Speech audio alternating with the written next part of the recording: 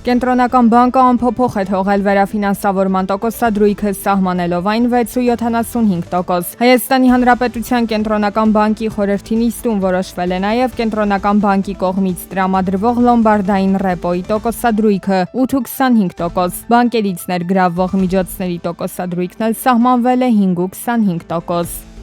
Այս տարի լոլիկ աճեցնողներից կառավարությունը մտահոգություններ էր ստացել, բերքը առատ է, իրացման տեղ չունեն։ Հնարավոր խնդիրները լուծելու համար գործադիրը մշակելու արդեն գործարկել է պետական աջակցության նոր ծրագիր։ Արդյունքում տեղական արտադրության տոմատի մածուկի ինքնարժեքը կմոտենա ներմուծվողի մաքսային արժեքին։ Զգալիորեն կավելանա մրցունակության մակարդակը, որի արդյունքում լրացուցիչ կմթերվի շուրջ 7000 տոննա լոլիկ։ Կլուծվի ընթացիկ տարվա լոլիկի մթերումների կազմակերպման գործընթացում առկա խնդիրը։ Լրացուցիչ կարտադրվի շուրջ 1000 տոննա տոմատի մածուկ, որը գնային առումով մրցունակ կլինի ներմուծվող տոմատի մածուկի նկատմամբ եւ շուրջ 1000 տոննայով կնվազի տոմատի մածուկի ներմուծման ծավալը։ Ներքին գործերի նախարարությունը գործարկել է կիբերոստիկանություն տելեգրամյան ալիքը։ Հարթակը ստեղծվել է քաղաքացիներին ժամանակին իրազեկելու կիբերհանցագործությունների նոր մարտահրավերների մասին եւ ապահովելու նրանց անվտանգությունը թվային միջավայրում։ Այս մասին տեղեկացնում են ներքին գործերի նախարարությունից։ Ալիքում կհրապարակվեն օգտակար խորհուրդներ, նորություններ եւ կիբերհանցագործություններից պաշտպանվելու արդյունավետ մեթոդներ։ Էջը կառավարվում է ներքին գործերի նախարարության քրեական ոստիկանության կիբերհանցագործությունների դեմ պայքարի վարչության կողմից։ Հայաստանում սպառողական շուկայում գները օգոստոսին նախորդ տարվա նույն ժամանակահատվածի համեմատ աճել են 3.6%, իսկ այս տարվա նախորդ ամսվա հուլիսի նկատմամբ 0.2%։ Միայն սննդամթերքի գները օգոստոսին 2024-ի նույն ժամանակահատվածի նկատմամբ աճել են 4.5%, իսկ այս տարվա հուլիսի համեմատ նվազել են 0.1%։ Տվյալները հայտնում էր վիճակագրական կոմիտեն։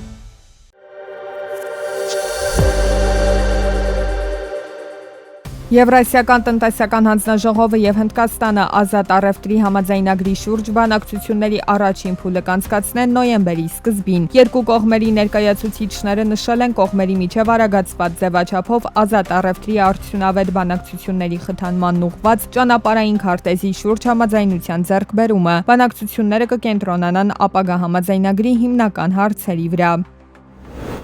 Հունգարիան եւ Չինաստանի ատոմային էներգիայի գործակալությունը ստորագրել են համաձայնագիր, որը լայն հեռանկարներ է բացում երկու երկրների առաջ միջուկային ոլորտում համագործակցության համար։ Հունգարիայի արտաքին գործերի նախարար Պետեր Սիարտոն հայտարարել է, որ համաձայնագիրը վկայում է Հունգարիայի եւ Չինաստանի միջև միջուկային էներգիայի անվտանգության եւ նորարարության ոլորտում համագործակցության լուրջ ներուժի մասին, որը գնալով ավելի կարեւոր դեր է խաղում եւ ավելի ու ավելի մեծ կշիռ է ձեռք բերում այս ոլորտում։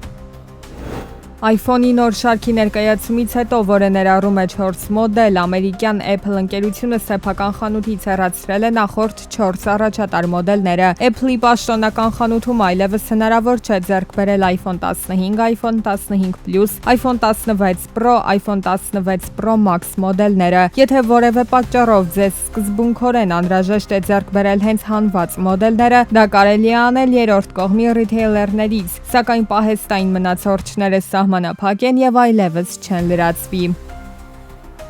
Միացյալ Նահանգների պաշտոնյաները հայտարարել են, որ Թրամփի վարչակազմը եւ Չինաստանը համաձայնության են եկել Միացյալ Նահանգներում TikTok-ի ապագա գործունեության վերաբերյալ։ Միացյալ Նահանգների ֆինանսների նախարար Սքոթ Բեսենթը հայտարարել է, որ շրջանակային համաձայնագիր է կնքվել եւ Թրամփը բանակցություններ կվարի Չինաստանի առաջնորդ Սի Ցինփինի հետ գործարքը ավարտին հասցնելու համար։ Թրամփի վարչակազմը չի հայտնել, թե ով է Միացյալ Նահանգների կողմից հնարավոր գնորդը, սակայն խումբը ենթադրաբար կգլխավորի Oracle-ի տնօրենների խորհրդի նախագահ Լարի Էլիսոնը։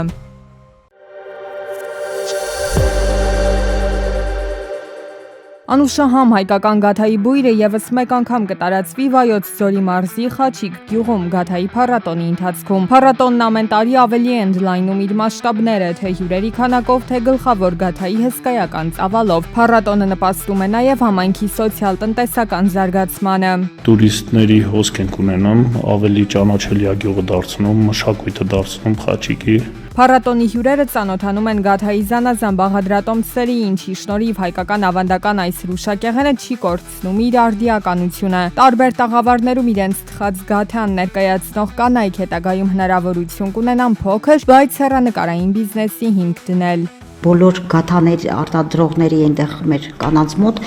պիտակներ են կպցված լինելու եւ այնտեղ լինելու է իրենց հեռախոսահամարը եւ հարգելի հայրենակիցներ, որևէ գաթան, երբ որ դուք հավանեք, դուք ունեք հնարավորություն նորից պատվիրեք եւ արդեն այդ կանայք կամաց կունենան հետո իրենց փոքրիկ բիզնեսը։ Գաթայի ամենամյա փառատոնը խթանում է նաև համայնքում բարեկարգման աշխատանքների իրականացումը։ Հյուրերին պատշաճ դիմավորելու համար նորոգվում են Խաչիկ գյուղի փողոցները, անցկացվում է լուսավորության համակարգ, համայնքի կյանքը զարգանում է։ Կլաստերային զբոսաշրջային այդ կլաստերի շրջանակներում նախատեսվում է, որպեսզի գյուղերը իրար կապող երթուղիներ ունենան։ Քայլարշավային туриզմը շատ մեծ պոտենցիալ ունի, ձիարշավային туриզմը նույնպես հնարավոր է զարգացնել, ունենք շատ հետաքրքիր ժայռեր, ձորեր, որտեղ էքստրեմալ туриզմի